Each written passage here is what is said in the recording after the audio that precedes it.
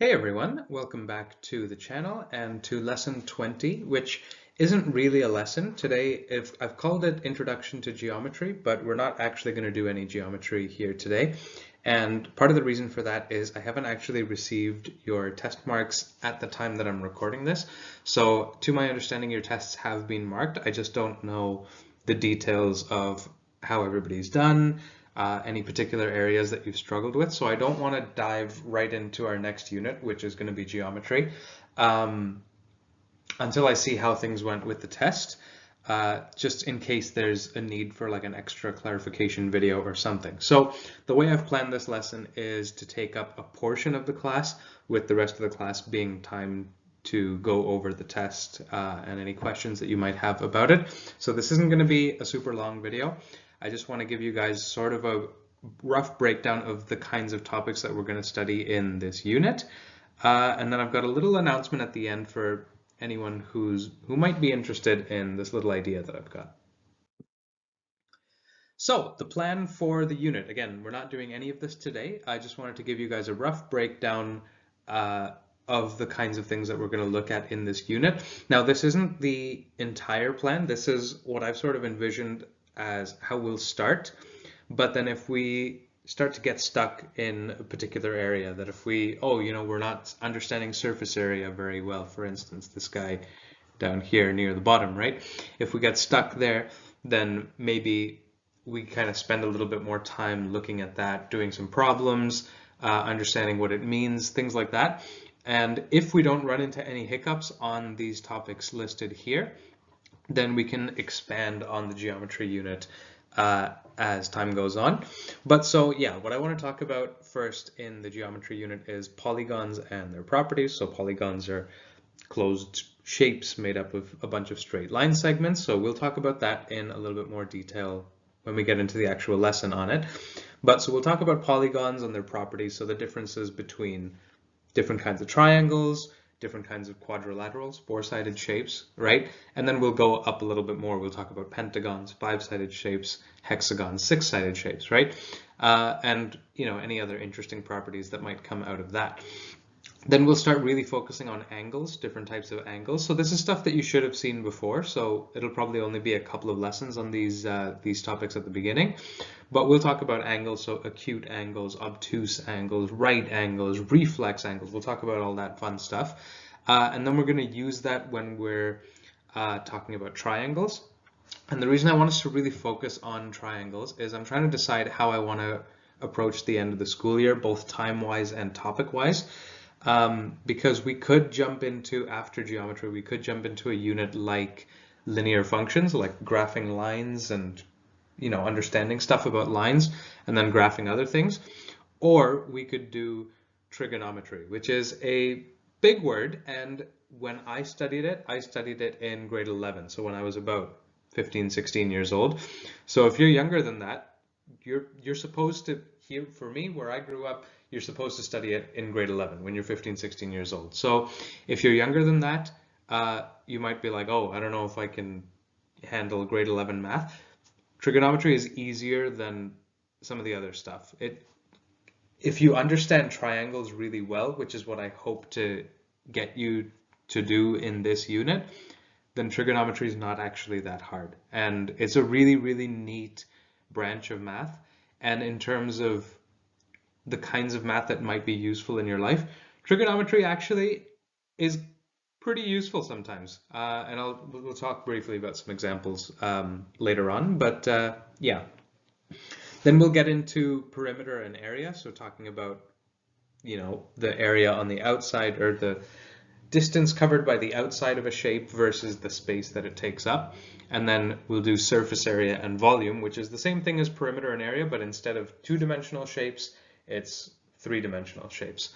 So those are the kinds of topics that I want to start with. I personally really like geometry. I think it's very interesting. Now, I didn't do a degree in math, so my geometry is not going to be like, my descriptions of everything that we talk about are not going to be as like formal as what people with math degrees would say, but it's a very interesting subject, and I hope we're going to have a lot of fun with it. And then it opens the door for us to explore some neat stuff with trigonometry towards the end of the school year, because we are almost at the end of April now. But yeah, so the thing with geometry being like a useful thing is obviously there's some stuff that it's just gonna be a lot of like number crunching, right? Like what we've seen in previous units. And one of the popular complaints about math classes is like, oh, when am I ever going to use this? Geometry is a very useful thing to understand so that you can use it whenever the time comes up. So for instance, now this isn't one where you would need to use it yourself, but if you look at a beehive, and this is common knowledge, right? But if you look at the honeycomb pattern in a beehive, it's all made up of these hexagons, like the ones that you see on screen here. And there's a really neat property of the hexagon that makes it the best choice um, when you're trying to build a honeycomb. And so we'll talk about that a little bit more when we talk about hexagons. And there's a really cool video that I want to show you guys as well, just about the hexagons and the case for why it's an awesome shape. Some of you might already know what I'm talking about, but if you don't worry, we'll get to that eventually. But yeah, I just wanted to highlight that geometry is something that even if we don't always think about it, it is something that pops up in nature in terms of things that you can look at, in terms of things that animals use, in like, things that living things in the environment will use to their advantage. And it shows almost like obviously they're not writing down equations, but they have this understanding. And it's a really neat topic to kind of sit and unpack and look at the math and understand, oh, that's why the hexagon is the best shape for the honeycomb. It's not a coincidence that they're doing it. There's a really good reason for it. So I just wanted to highlight that briefly. And then also geometry can be very useful if you're ever doing any kind of construction work. That doesn't have to be like that you go into construction like for your job. If you ever need to build a shed or fix up a couple things around the house, geometry and trigonometry are both very useful. So I want to show you guys geometry here and then lead that into hopefully trigonometry towards the end of the school year if this unit doesn't cause you guys a lot of grief. And then at that point, sorry, I got a notification, I lost my train of thought. But yeah, once we talk about geometry and then talk about trigonometry, that'll give you guys the tools that you need for any of this kind of work that might involve some kind of construction stuff. I was helping my family out with some of it last year, and we used a lot of geometry, trigonometry concepts to build the little thing that we were trying to build. So it's also a useful tool. Now, obviously, if you're not going to go into construction, this particular example might not be the most useful to you, but geometry shows up in other places as well. Now, for those of you that are football fans, soccer fans, depending on what you like to call it, I personally call it football, geometry is something that shows up in football a lot as well. And obviously, it's not going to be just football. It's going to be in other sports. It's going to be in other games. It's going to be in all areas of life. Geometry pops up in interesting ways in interesting places. And so I've just thrown a few diagrams that I found online from some studies done on soccer. So like for instance, we've got this one down here that shows kind of how good a chance you have of shooting at the goal depending on where you're shooting from. And it's all talking about angles and where the angles would be biggest, smallest, what makes the angles bigger and smaller, and then that gives you an idea of where you would maybe like to be before you take a shot at goal. And then we've also got something like this up here where it's showing the difference between just chasing down the guy who's got the ball versus trying to intercept him halfway and run not straight at the one who's carrying the ball, but run towards the same spot as where he's going to end up. And there's a whole lot of math that goes into this, and you can really look at it in a mathematical way and then apply it to the game. So for all of you football fans or fans of other sports, look for the geometry in the game. And then of course for me as well, and for maybe some of you since the big boom in the last couple of years, geometry shows up in chess. Chess is something that I think can be really useful as a tool for teaching geometry and teaching some simple concepts about geometry. So if you've never seen anything in geometry before, but you've played chess, you've actually probably understood a little bit of geometry, just not in like the most like mathematical equation numbers kind of way. So yeah, this is just a screenshot I pulled from a chess game that was happening yesterday, and they were talking about the geometry on the board. So I thought I would throw this in there as an example. And this actually leads me into my announcement, which is that here through YouTube, I'm going to be starting a little chess club for anyone amongst you that is interested. Now, of course, it's not going to be anything that you have to join. It's not going to be something that we talk about during class. You know, if you don't join the chess club, it's not going to hurt you in terms of like the content that we talk about in class.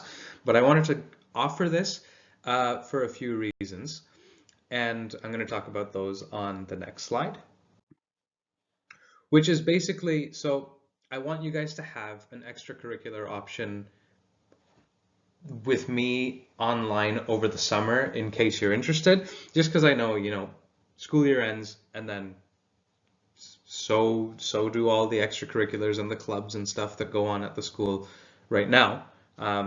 Maybe the clubs are more of an afternoon thing, but anyway, I wanted to offer this to anybody who might be interested. It's something that you could give a little bit of time to in the evenings, on the weekends, over the holidays, something like that. But the main reason that I want to try this out as a little experiment is I've been seeing a lot of stuff. Now, it's not everybody agrees, but there are some studies out there that people have done that compare the math skills, various skills, but especially math skills, of people who have played chess versus people who haven't. And some studies have found that playing chess can actually improve your math skills. Not that you're going to get faster at multiplication, but your reasoning, your logic, your problem solving skills, your ability to restrict yourself from doing the first thing that pops into your mind, even if it's wrong, those kinds of skills, the logic, the spatial reasoning, the pattern recognition, all of that stuff is useful in math. It's useful in other areas as well, but it's particularly useful in math when we're talking school subjects. These things like pattern recognition comes up a lot in math, more so than several other subjects. And so because of that, I want to try this out. If any of you are interested, I'm going to put out some more details here on YouTube in the coming days. And yeah, just let one of your teachers know if you'd like to be part of the club, and then just follow the instructions in the details that I post in a couple days time. And we'll see if something cool comes of it. So if you like chess and you want to play, then you're more than welcome to join.